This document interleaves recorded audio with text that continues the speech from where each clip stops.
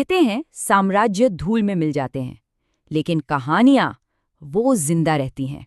और जानते हैं, जब ये धूल बैठ जाती है तो पीछे क्या रह जाता है? सिर्फ स्याही। आज हम इसी स्याही से बने एक साम्राज्य की कहानी में उतरेंगे। ये है दिल्ली सल्तनत की वो आवाजें जो सदियों बाद भी पुरानी किताबों में आज भी गूंजती हैं। तो जरा सोचिए, क्या होता है जब एक पूरी की पूरी तहजीब, एक पूरा का पूरा दौर बस कुछ किताबों में, और वो भी चंद लोगों के नजरिए में सिमट कर रह जाए? क्या हमें कभी असली पूरी कहानी पता चल भी पाती है? तो चलिए इसी सवाल का जवाब ढूंढने के लिए इस सफर पर निकलते हैं और सबसे पहले मिलते हैं दिल्ली सल्तनत की कहानी के दो सबसे ताकतवर किरदारों से। एक है कलम और दूसरी है तलवार। साल 1206 से लेकर 1526 तक, यानी पूरे 320 साल, हिंदुस्तान की जमीन ने क्या कुछ नहीं देखा। एक के बाद एक सल्तनतें उठीं और फिर मिट गईं। गुलाम, खिलजी, तुगलक, ये वो जमाना था जब इतिहास जंग के मैदानों में लिखा जा रहा था, तलवार की नोक पर। लेकिन ठीक उसी वक्त कहीं और खामोशी से वही इतिहास कलम से भी सहेजा जा रहा था। देखिए, एक तरफ थी तलवार जिसकी एक झंकार से साम्राज्य बन जाते थे, मुल्कों की सरहदें बदल जाती थी और तख्त पर बादशाह बैठते और उतरते थे। और फिर दूसरी तरफ थी कलम, जो खामोशी से, बहुत खामोशी से इतिहास लिख रही थी, तहजीब को एक शक्ल दे रही थी और एक ऐसी विरासत बना रही थी जिसे वक्त की धूल भी कभी मिटा नहीं पाई। अब सवाल ये है कि ये विरासत किस जुबान में लिखी जा रही थी? तो वो जुबान थी फारसी। देखिए, तुर्क और अफगान शासकों के साथ आई ये भाषा सिर्फ सरकारी कामकाज की भाषा नहीं थी। नहीं, ये उस दौर की पावर की, कल्चर की, नॉलेज की जुबान बन गई थी। सल्तनत का हर बड़ा काम, हर बड़ा ख्याल, सब कुछ इसी जुबान में दर्ज हो रहा था। लेकिन कहानी लिखने वाला हर हाथ दरबारी हो, ये जरूरी तो नहीं। कुछ आवाजें ऐसी भी थीं जो सरहदों के पार से आई थीं। इनमें से एक आवाज थी एक मुसाफिर की, एक ऐसे शख्स की जो आया तो हमलावरों के साथ था, पर उसकी नजर एक हमलावर की नहीं, एक खोजी की थी। ये थे अल बेरूनी। इनका मकसद फतेह हासिल करना नहीं था, बल्कि ज्ञान को, इल्म को हासिल करना था। सोचिए, एक ऐसा स्कॉलर जो जंग के उस भयानक शोर में भी सच के सुर ढूंढ रहा था। उनकी कहानी भी बड़ी अजीब है। मध्य एशिया के ख्वारिज़्म से महमूद गजनवी के साथ वो एक कैदी बनकर हिंदुस्तान की सरजमीन पर पहुंचे थे। हाँ, वो हमलावर फौज का हिस्सा थे, पर जैसा मैंने कहा, उनकी आंखों में तलवार की चमक नहीं थी, बल्कि ज्ञान की एक गहरी प्यास थी। और फिर हिंदुस्तान में रहकर उन्होंने जो किया वो कमाल था। उन्होंने संस्कृत सीखी और फिर अरबी जुबान में एक ऐसी किताब लिख डाली जो आज भी बेशकीमती मानी जाती है, किताबुल हिंद। ये सिर्फ एक किताब नहीं है, आप इसे 11वीं सदी के हिंदुस्तान का आईना समझ लीजिए। एक ऐसा आईना जिसमें यहाँ की फिलॉसफी, साइंस, रीति रिवाज और समाज सबकी एक साफ, अनबायस्ड तस्वीर दिखाई देती है। वो उस दौर के लोगों के बारे में बिना किसी झिझक के लिखते हैं। वो कहते हैं, उनका मानना है कि उनके जैसा कोई देश नहीं, उनके जैसी कोई कौम नहीं, उनके जैसा कोई राजा नहीं और उनके जैसा कोई विज्ञान नहीं है।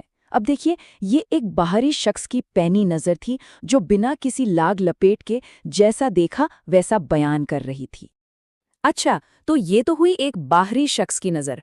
अब जरा सल्तनत के धड़कते हुए दिल में चलते हैं, सीधा दिल्ली के शाही दरबार में, वो जगह जहां सियासत और शायरी एक साथ सांस लेती थी। सुल्तान का दरबार वो सिर्फ सियासत का अखाड़ा नहीं था, बिल्कुल नहीं। वो तो कला और साहित्य का एक बहुत बड़ा सेंटर था। यहाँ महफिलें सजती थी, शायरी होती थी, संगीत की धुनें गूंजती थीं, और हाँ, इतिहास भी लिखा जाता था। और इन सबके बीच एक नाम था जो हमेशा हमेशा चमकता रहा, अमीर खुसरो। अब अमीर खुसरो को सिर्फ एक शायर समझना बहुत बड़ी गलती होगी। वो एक कमाल की संगीतकार थे, एक बहुत बड़े विद्वान थे और एक ऐसे दरबारी जिन्होंने दिल्ली के तख्त पर एक नहीं, दो नहीं, बल्कि 7-7 सुल्तानों का दौर देखा था। सोचिए, उन्होंने सल्तनत को अपनी आंखों के सामने बनते, बिगड़ते और बदलते हुए देखा और फिर अपनी कलम से उस पूरे दौर को हमेशा के लिए जिंदा कर दिया। उनका जो सबसे बड़ा कंट्रीब्यूशन माना जाता है वो था सबक-ए-हिंदी। ये क्या था? ये दरअसल फारसी शायरी का एक बिल्कुल नया स्टाइल था, एक ऐसा अंदाज जिसमें ईरान की परंपरा के साथ हिंदुस्तान की मिट्टी की महक घुल मिल गई थी। खुसरो ने असल में दो कल्चर के बीच एक ऐसा पुल बना दिया जिस पर आज भी हमारी भाषा और शायरी चल रही है। पर जैसा कि मैंने कहा, दरबार में सिर्फ शायरी और संगीत ही नहीं था, वहाँ इतिहास भी लिखा जा रहा था। लेकिन ये वो इतिहास था जो सुल्तानों की मर्जी से उनके हिसाब से लिखा जाता था। हाँ, दरबार में ऐसे इतिहासकार थे जिनकी कलम चलती तो थी, पर सुल्तान के इशारे पर, जैसे कि मिन्हाज उस सिराज, जिन्होंने तबकात-ए-नासिरी लिखी, क्यों, सुल्तान नसरुद्दीन महमूद की तारीफ में, या फिर ज़ियाउद्दीन बरनी, जिन्होंने तारीख़ फिरोज शाही लिखकर फिरोज शाह तुगलक के हर काम को सही ठहराया। तो इनका मकसद सिर्फ घटनाओं को रिकॉर्ड करना नहीं था, असली मकसद था सुल्तान की हुकूमत को जायज़ ठहराना और उनकी शान में कसीदे पढ़ना। इन इतिहासकारों की सोच कैसी थी? इसका एक छोटा सा लेकिन बहुत पावरफुल एग्जाम्पल मिलता है मिन्हाज उस सिराज के लेखन में। वो रज़िया सुल्तान के बारे में क्या लिखते हैं? वो लिखते हैं कि उसमें बादशाह के सारे गुण थे, सिवाय इसके कि वो एक औरत पैदा हुई थी।